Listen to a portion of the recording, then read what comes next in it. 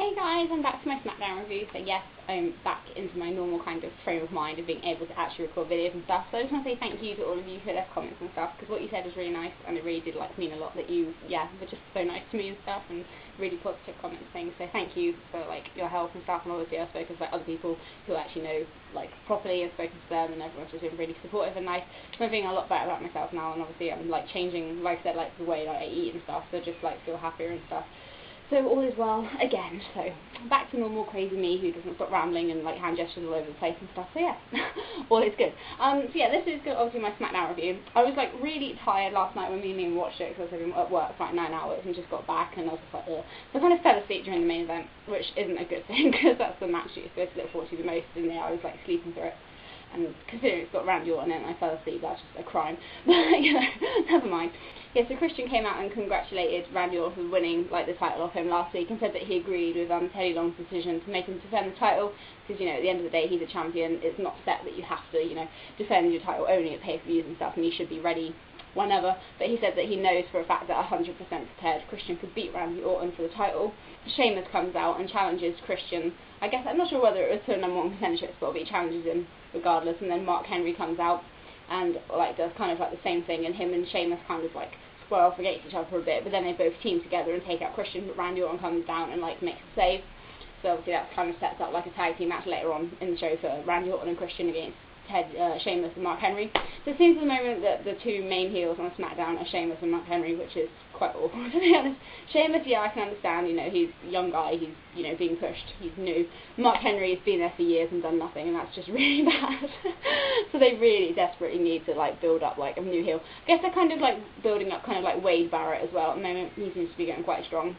But aside from that, they haven't really got any kind of main... I suppose, to be honest, though, the heels, they haven't really got any, long-term kind of heel, people who've been heels for a long time, who are really well built up character. I can't really think of any, even on Raw, to be honest, because obviously Miz is still kind of relatively new, and R-Truth is as well. They haven't got any strong dominating kind of heels and stuff, which is a bit rubbish, to be honest. But whatever, we'll see what happens with it.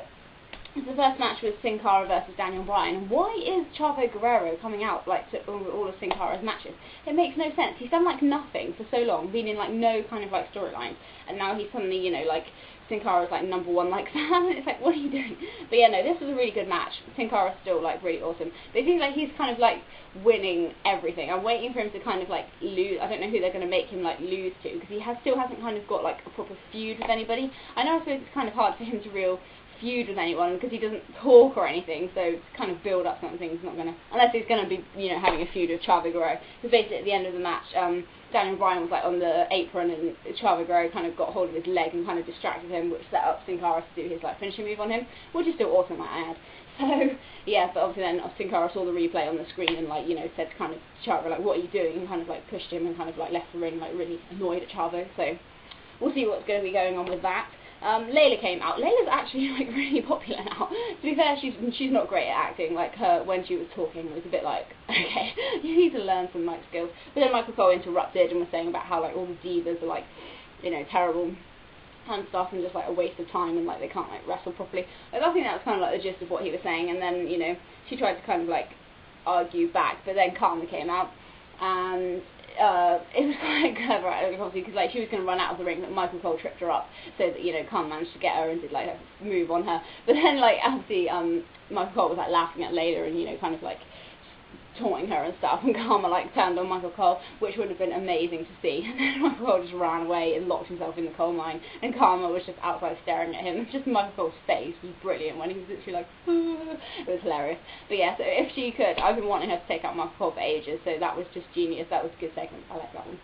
So yeah, so again, we kind of got Sin Cara and Karma are both people who are just taking out everybody, and they're not losing. So I'm just kind of going to see, well, waiting for Karma to actually have her first real proper kind of match.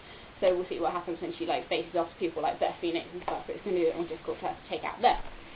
Okay, we had Wade Barrett versus Kane. These whole core members versus Big Show and Kane kind of matches are getting a bit dull now, because it's we've seen I think, yeah, Ezekiel Jackson faced Big Show and Kane, Wade Barrett faced them both, Heath Slater, and Justin Gabriel had enough tag team matches with them, and it's okay, just get this angle over and done with already, because it's a bit dull.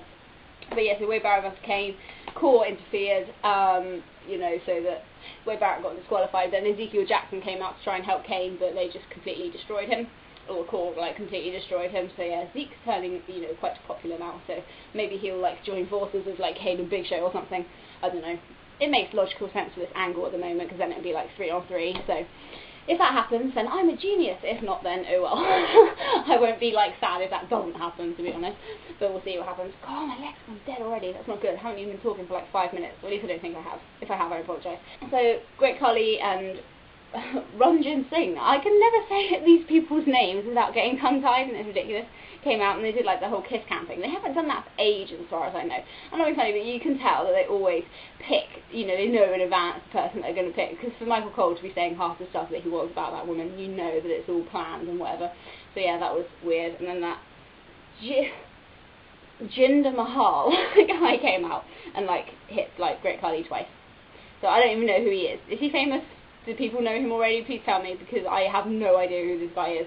So yeah, that seems to be building some kind of tension between those two.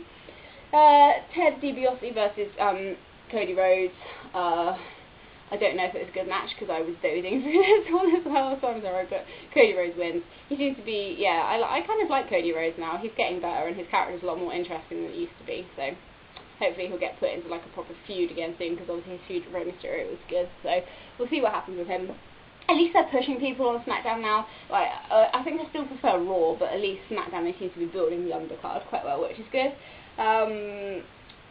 It goes, like, backstage, and Wade Barrett challenges Ezekiel Jackson to an Intercontinental title match at Over the Limit. That'll be fun, not? But, you know. But yeah, so the main event was Randy Orton and Christian against Sheamus and Mark Henry. Like I said, I fell asleep, but Liam relayed the ending to me. So apparently, Sheamus set Randy Orton up for, like, the, what's it called? I can't think, you know, his move where he gets him up on his back and, like, does, like, the powerbomb kind of thing. Celtic Cross? I don't know what it's called. It's, like, completely gone out of my head, so Celtic Cross. That sounds like an awful name. If that actually is right, then shame on you, Sheamus, for having, like, such an awful name for your finishing move.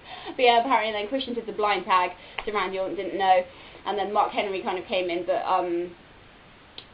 Randy Orton managed to get out of the, Celtic Cross and do an RKO on him, and then Christian did the kill switch on Sheamus for the win. So at least they're building up Christian, that's good. So obviously, and he's got, like, a rematch against Randy Orton for the title Over the Limit. I can't see him winning, but at least he's in the title picture for now, and he seems to be getting some kind of character in there. At least they are pushing him, so that is something positive that came out of his very short title reign.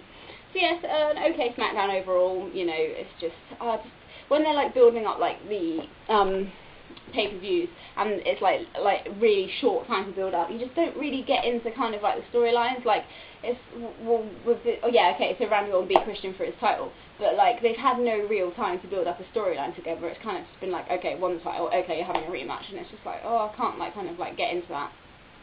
Obviously, I know Cena and Miz has been building up for a long time, so they've had so many matches, but obviously I had so many to talk about Raw, did I? So yeah, that one could be okay. I Quit matches, I don't know, you kind of feel like when you've seen one, you've kind of seen them all really. They don't really ever kind of do anything kind of new. I can't remember what the last I Quit match that I saw was.